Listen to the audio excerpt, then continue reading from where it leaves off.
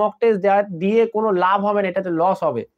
আমি বারবার বলছি যখন তোমরা মক টেস্ট দেবে তখন কিন্তু মক টেস্টটা দিয়ে সেটাকে অ্যানালাইসিস করো 2 দিন 3 দিন, তারপরে আমি আরেকটা মক টেস্ট দাও। এই কথাটা না শুনলে কিন্তু তোমাদের বড় ক্ষতি হয়ে যাবে। আমি কি বললাম, যারা যারা মক টেস্টে নাম্বার কমছে কোনো অসুবিধা নেই, কিন্তু এখন থেকে কি করো যে একটা মক টেস্ট দাও, যে সেই মক টেস্টটাকে অ্যানালাইসিস করো, মানে দেখো কোন জায়গাটা তোমার দুর্বল আছে, কোন জায়গাটা তুমি পারছো না, সেই জায়গাটাকে তুমি আবার স্ট্রং করো, আবার একটুখানি দেখে নাও ছোট করে, ওটাকে আবার রিভিশন দিয়ে দাও। দেন আমি 2-3 দিন এইসব করার পরে তারপরের দিন তুমি ক্লাসটা আবার তুমি মক টেস্ট দাও। তোমরা ডেইলি মক টেস্ট দিছো, অনেকে আছে ডেইলি মক টেস্ট দিছো, না দরকার নেই সব মক টেস্ট দেওয়া। তো ঠিক আছে, এই হলো একটা সমস্যা। আরেকজন বলছে যে আমার কনফিডেন্স কমে গেছে। দেখো, কনফিডেন্স তোমার একার কমছে না, এটা ভালো করে বোঝো। ল্যাক অফ কনফিডেন্স শুধু যে তুমি ভাবছো, এটা ফিল করছো যে আমার কনফিডেন্স চলে যাচ্ছে, আমি পারবো কি পারবো না, ভয় লাগছে, এক্স্যাক্টলি তোমার ক্ষেত্রে যতজন পরীক্ষাতে বসবে সবারই হচ্ছে, শুধু তুমি একজন না যে কি এক্সেপশনাল না যে কি হ্যাঁ তোমারই হচ্ছে, এটা সবারই হচ্ছে। তো অতএব এটা নিয়ে বেশি টেনশন করো না যে কি আমার মনে হচ্ছে পারবো না, কনফিডেন্স হচ্ছে না, এটা একদমই না।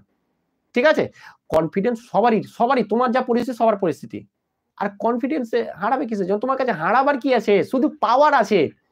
আমরা তো সেই মানে দিন খাটি দিন খাই, কোন রকম ভাবে চলছে, এইভাবে চলছে ওইভাবে চলছে, এইরকম ভাবে তো আমরা মানে কি বলবো, ট্রিট দিব, অবশ্যই ট্রিট দিব।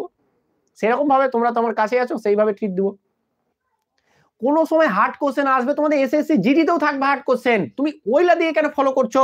আমি কথায় কথায় বলছি, অঙ্ক তুমি যদি 20টা দেও হয়তো 5টা কোশ্চেন এরকম হার্ড থাকবে, তুমি 5টা কোশ্চেন করবে নাকি ওই 15টা কোশ্চেন করবে? আমাদের রোগ কোথায় বলো তো? আমরা ওই 5টা কোশ্চেনের দিকে পিছনে ভাবি। আমাদের কাছে কি আছে ওটা ভাবি না, আমার কাছে কি নেই ওটা আমাদের দিমাগে সবসময় ঘুরে। এটাতে মানুষ কি থাকে, এটাতে আনহ্যাপি থাকে। মানুষের এটাই ভুল।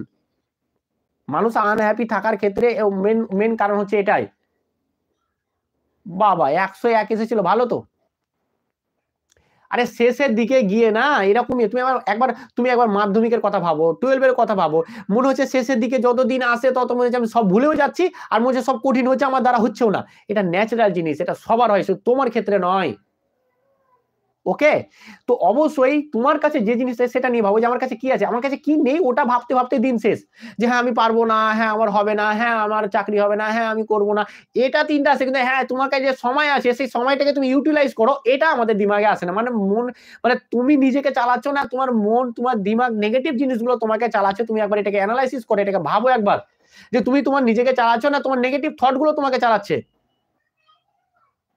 আমার তো মনে হচ্ছে তোমার নেগেটিভ থট গুলো তোমাকে চালাচ্ছে, তোমার পজিটিভ থট গুলোকে তুমি না দামিয়ে মানে দমিয়ে দিছে। এটা করলে চলবে না।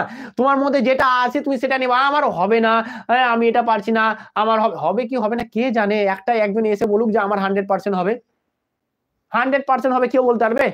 কোনো 100% সিকিউরিটি এরকম কোনো কিছুতে নাই। বলেছিলাম একটা জিনিসে আছে পৃথিবীতে, সেটা হচ্ছে মৃত্যু। মৃত্যু মৃত্যুটা হচ্ছে 100% এই পৃথিবীতে, বাকি কোনো কিছুতে 100% নেই। অতএব তুমি তোমার যেটা করা তুমি সেটা 100% দিয়ে করো। আগামী দিনে কি হবে দেখা যাবে। তোমার হাতে আছে 100% দেওয়া, তুমি সেটাকে 100% দাও। কি হবে কি হবে না ওই চিন্তা ছেড়ে দাও, যা হওয়ার তাই হবে।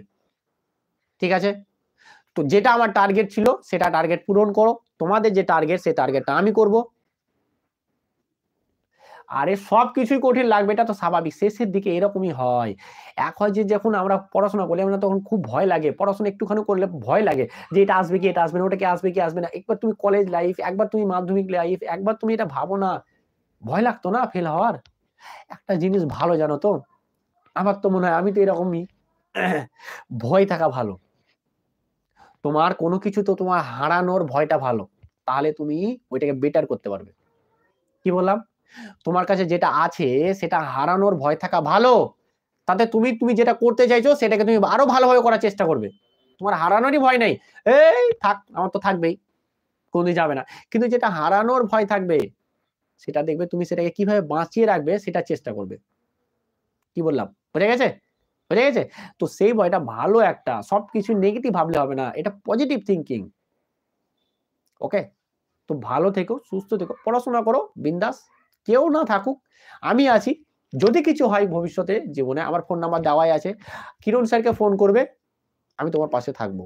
কেউ থাকুক আর না থাকুক, তোমাদের কিরণ স্যার থাকবে তোমার পাশে সব সময়। ঠিক আছে, আমি না হয় কোনো রকম ভাবে না থাকতে পারি, আমি আমার নিজের যেটা মূল্যবান জিনিস সেটা দিয়ে থাকবো, সেটা হচ্ছে সময়। ঠিক আছে? অথবা আমি আমার